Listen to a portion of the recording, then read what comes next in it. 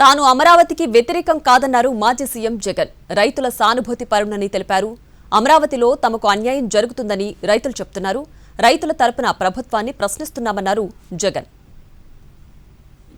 మీరేమన్నా పర్యటించే అవకాశం ఉందా? లాస్ట్ టైం చంద్రబాబు పరిపాలన ఉన్నప్పుడు కూడా మీరు పర్యటించారు గ్రామాల్లో రైతులకు మద్దతుగా. మళ్ళీ మీరు పర్యటించే అవకాశం ఏమైనా ఉంటుందా? అంటే నేను పర్యటించడం పెద్ద పని ఏం కాదు. అక్కడ సమస్య ఎక్కడ వస్తుందని అంటే నేను పర్యటించడం వల్ల దాన్ని పొలిటిసైజ్ చేస్తారు.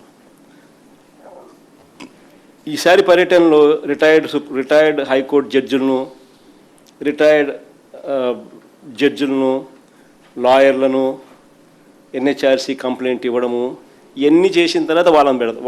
వాళ్ళ ఫస్ట్ పర్యటించేట్టుగా చేద్దాం. ఇంకా నేను పోయినాను అనుకో స్ట్రైట్గా ఏదో అమ్మన్నట్టుగా అంటారు చూసినామా, జగన్ అమరావతికి వ్యతిరేకంగా కాబట్టి అనేది ప్రొజెక్షన్ చేస్తారు తప్ప నేను వ్యతిరేకం కాదు. నేను రైతుల సింపథైజర్ని. రైతులకు అక్కడ జరుగుతూ ఉన్న అన్యాయాన్ని ఏదైతే జరుగుతూ ఉన్నాయో రైతులే చెప్తా ఉన్నారు. ఎందుకు అన్యాయం చేస్తూ ఉన్నామని చెప్పి రైతుల తరపున మనం అడుగుతూ ఉన్నాం, ప్రశ్నిస్తూ ఉన్నాం.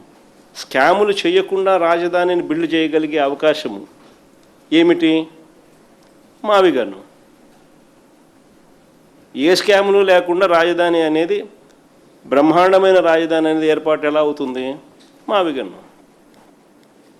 మచిలీపట్నంలో పోర్టు, విజయవాడలో ఇంటర్నేషనల్ ఎయిర్పోర్టు, గుంటూరులో already different teaching institutes,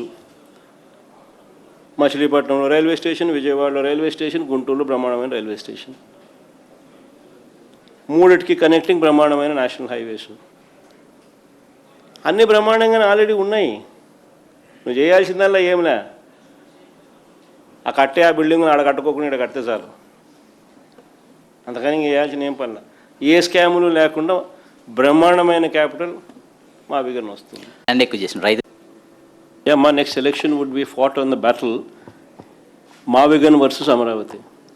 Yes, we would stand by it. We are for Mavigan. Everybody who is for Mavigan will vote for YSRCP. Everybody who is for Amaravati will vote for Chandrababu. We will stand by it. We will make it an election issue for them. We'll put it up in the manifesto also. Mavigan, YSRCP. We will stand by it. Let's see how people will vote.